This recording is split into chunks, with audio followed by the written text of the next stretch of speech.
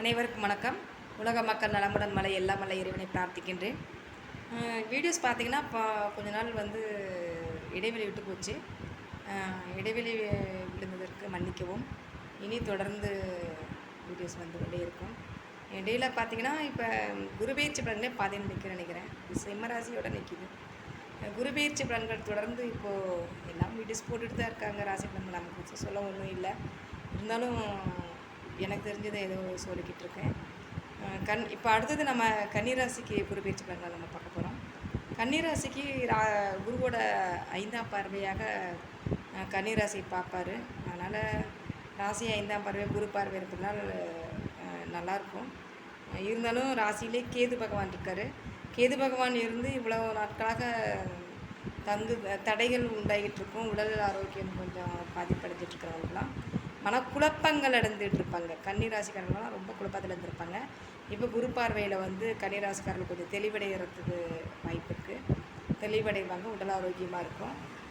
குரு பார்வைகளாக சுகசௌக்கியமாக நல்லாயிருக்கும்.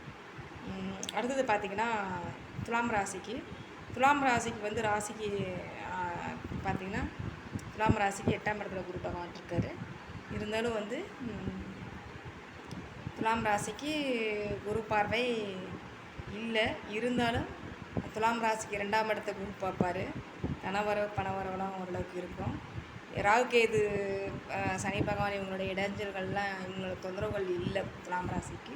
அதனால் அவங்களுக்கு பணவரவுகள் உண்டு. நல்லா இருக்குது. அவங்களுக்கும் குரு பெயர்ச்சிகளாக நல்லாயிருக்கு. அடுத்தது பார்த்திங்கன்னா தனுசு ராசிக்கும் வந்து விருச்சிக ராசிக்கு குருவுடைய பார்வை இருக்கும். குரு சப்தம பார்வையை விருச்சிக ராசியை பார்ப்பார்.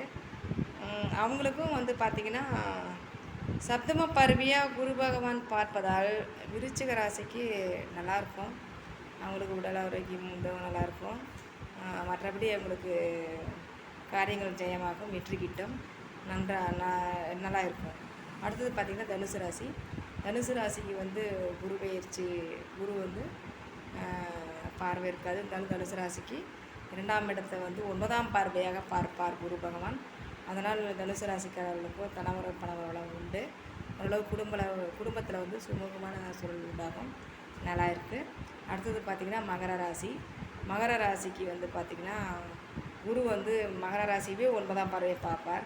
மகர ராசிக்கு 9ஆம் பார்வையை பார்ப்பதால் அவங்களுக்கும் நல்லா இருக்குது.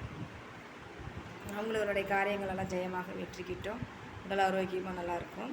அடுத்தது பார்த்திங்கன்னா கும்பராசிக்கு குரு வந்து பார்த்திங்கன்னா குரு பார்வை இல்லை.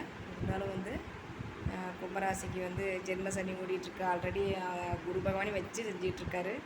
மேலும் வந்து உடல் உபாதைகள் உண்டு பண்ணிகிட்ருக்காரு. ஏதோ சுமாராக இருக்கும் கும்பராசிக்கு. குரு பகவான் ராசிக்கு 4ஆம் இடத்துல கேந்திரத்தில் வருவார். பரவாயில்ல, சுமாராக இருக்கும். அடுத்தது மீனராசிக்கு பார்த்திங்கன்னா ஆல்ரெடி 7ஆம் சனி ஓடிட்டுருக்கு. இதில் வந்து குரு பகவான் வந்து மீனராசிக்கு வந்து குரு பகவான் 3ஆம் இடத்துல இருக்கார். முயற்சி ஸ்தானத்தில் இருப்பார். சுமாரான ஆல்ரெடி மீனராசியில் ராகு பகவான் இருக்கார். ப்ளஸ் வந்து 7ஆம் சனி ஓடிட்டுருக்கு. இதில் குரு பெருசாக ஒன்றும் செய்கிறதுக்கு ஒன்றும் இல்லை, சுமாராக இருக்கும்.